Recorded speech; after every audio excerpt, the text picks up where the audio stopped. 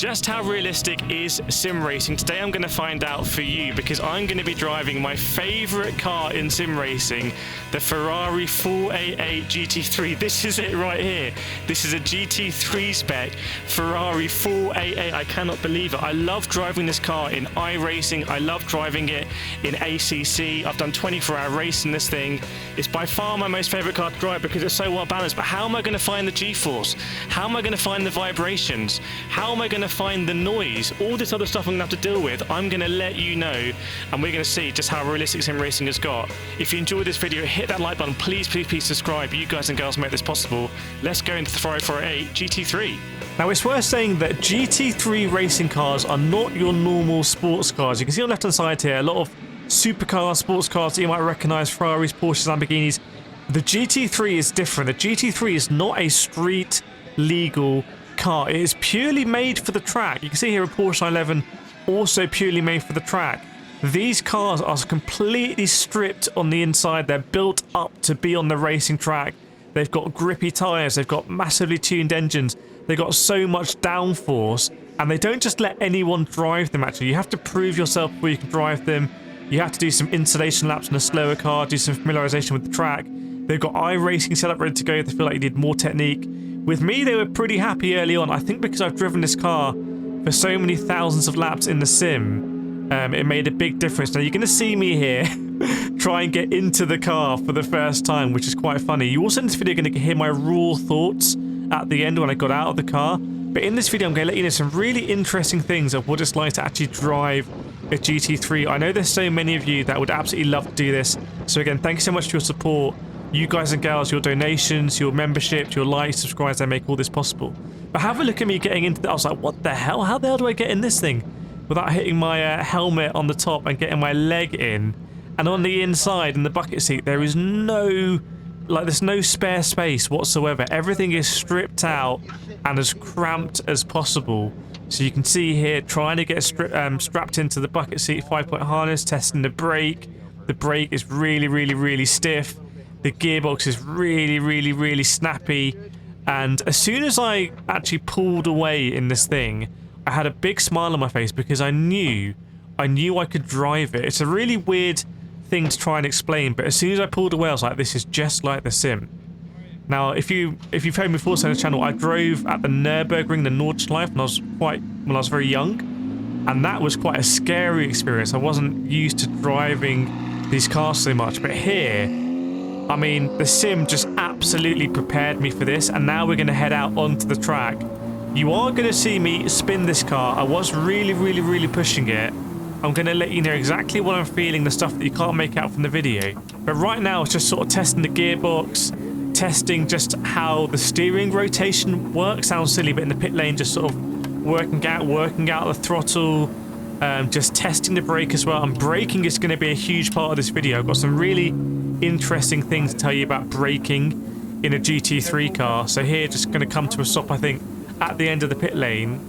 And the car already is just like so responsive.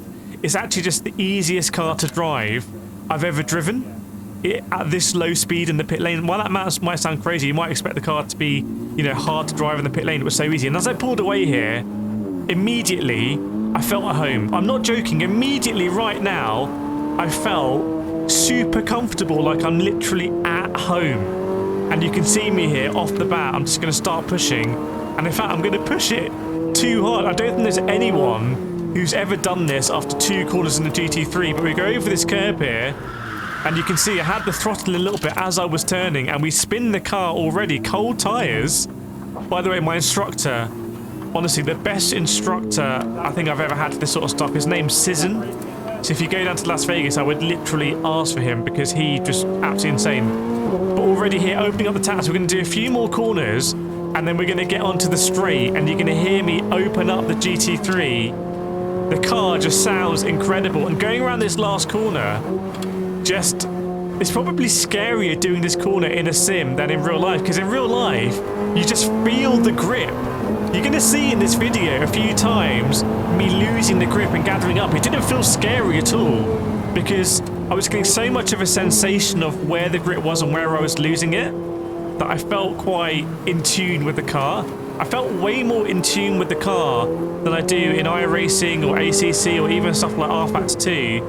And you're going to see me now start to push it a little bit. This is coming up to where we span on the previous lap. You can see me already going all over the curbs, trying to take these tight lines, not taking these arcing lines, because in the G3 you just don't need to. You've got enough grip to not do that. And coming around this left corner here, you can see the right-hander afterwards. He really encourages me just to be flat. You can see just a hesitation of a lift there. That can be absolutely flat. In real life, you are sort of like, is that really flat? Is it really flat? And this last corner, I mean, in a simulator, I'm telling you, that's a really difficult corner to go around in an MR car like the Ferrari, because you don't want to lose the back end. But I never felt in danger in real life, and I was really pushing it. You can see there again, the back end coming round, having to save it. And you're going to see in this video, I'm just going to keep pushing it and pushing it and pushing it, because I wanted to make the most of it. Now, somewhere I really struggled in real life was I was being way too aggressive on my input. So when you see me have these little moments, it's because I wasn't coasting as much as I would in real life, and that's despite me doing right foot braking. So I'm doing right foot braking here to try and encourage myself to coast. And still, I was so eager to get on the throttle to turn immediately after braking that I was being way more aggressive with the car than I would be in a sim. In a sim, my driving style, as you know, is trying to be very smooth as possible. Screaming down the straight here, going up to 207 kilometers an hour down a relatively short straight, and still not pushing it yet on the braking. You're going to see me push it more and more on the braking. Have a look at the lap time here, a 54.62. And I'm already now, you know, when you look back at this, you can say, look, I can spend more time, I can get on the power a little bit sooner, I can turn in a little bit earlier. But when you're in real life, everything is just coming at you so fast. It's a really weird sensation. I felt very in tune with the car. I felt really able to push the car. I felt so comfortable. I was being probably too aggressive in the car, but also everything is happening much quicker. Yeah, you know, when you're at home on the simulator, everything feels like it's happening a lot slower. I wasn't afraid of the speed. I didn't feel like I was going really fast down the straight. I was just mentally getting ready to brake here around those cones. But it was just, I'm telling you, everything happens a lot faster in real life. And you'll see that when I'm doing my spins, that, you know, before I know it, the car spun, you can feel the car chattering away now on the brakes, on the tyres, bit of tyre squeal now, so we're really starting to push it. Can carry a bit more speed in through there, but we go all over the curb. Are we going to hit the curb on the inside here? Yes, we do. And now on the right side, yes, just bouncing it. And I felt really in control. I mean, have a look at me in the bottom right. I don't look stressed out. I don't look like... I kind of look like a GT3 to someone who's used to driving GT3 cars. And I guess that's what simulators do to you. So if you look at the tyre score here, trying to let the car run wide a little bit, just nibble that curb on the outside. How late can we brake here? What's it going to be? 52.1. So I was really pushing it at this stage. Going to come in here off the curb. And whoa! Just again bounced off the curb. But I was having the time of my life. The absolute time of my life. But I just felt so comfortable. And I just want to drive more. I'm not afraid of this. You know, the cars are noisy. The cars they look, if you look at Lamborghini G3, it looks scary. But I just honestly, I don't know if it's my years of karting or whatever. So if you're at home and you're someone that on a simulator, you're driving GT3 cars and you're quite comfortable, honestly, you might feel quite comfortable driving the real thing. I mean, when we talk about ACC, iRacing, you know, Assetto Corsa, they do simulate the cars quite well. They teach you to get out of the bad habits. And you can see here, you know, being able to sort of push the car, you know, in this relatively short session. As you know, one lap after pushing it, we're already going 208 kilometers an hour down the straight again. You can see I'm just on it. But you might be able to do this, because I'm no one special. I'm nothing special. You see me driving on the simulator. You see the level that I'm driving at, and you know, I'm not elite, you know, esports class, but man, I just feel like, you know, I would have loved to have done more laps in this car and got out and looked at my lap times and be like, right, can we go sub, you know, can we go sub 50 seconds? What do we need to do to go sub 50 seconds? Because the handling of the car is just absolutely insane. And I'm going to give you my live reactions now as I got out of the car. We'll see if they tally up with what I'm saying now. But I was just, this is honestly one of the best things I've ever done in my life. And just having that knowledge that I can drive a GT3 car in real life is pretty crazy. Oh, but I want to say one thing, by the way. You see this car has 2 seats. It's strictly a Ferrari, I think, GT challenge car. So you'll see some people in the comments saying, oh, that's not an IMSA spec GT. If they say that, they pretend to be all about the details, but they haven't watched the video this far. So if you see anyone doing that, just reply underneath them with a sunglasses comment.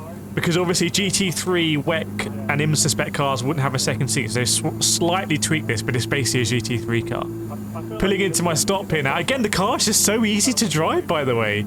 There's no clutch in it. I was really worried about clutching and stuff like that. So there's no clutch pedal you have to deal with. And the car is just, honestly, you could have this as a daily... This is easier to drive. Oh, it's actually easier to drive than my Peugeot RCZ. Wow, well, I've just done my laps in the Ferrari 488 GT3. Absolutely insane. I think one of the best things I've ever done in my life. It was insane. Full GT3 spec. When you're in there, you're all crammed in, the sensation. But what's different between driving this in real life and driving it in a sim?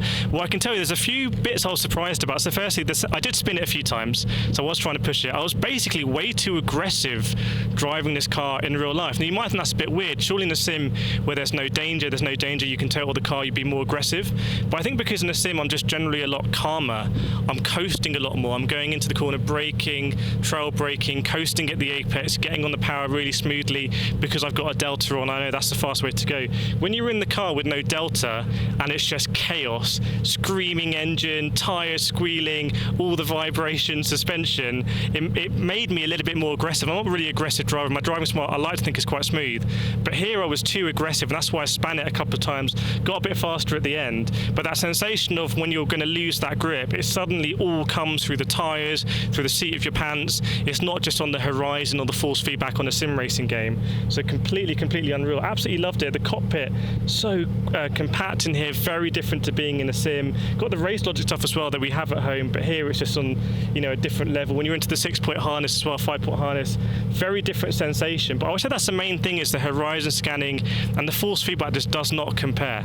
So I really hope you enjoy that driving the Ferrari 488 here at Las Vegas. Absolutely incredible, can recommend it, and I'll see you next time. Yeah, so a crazy experience. Just want to say thank you again, because I paid for all of this with my own money, but money from the channel.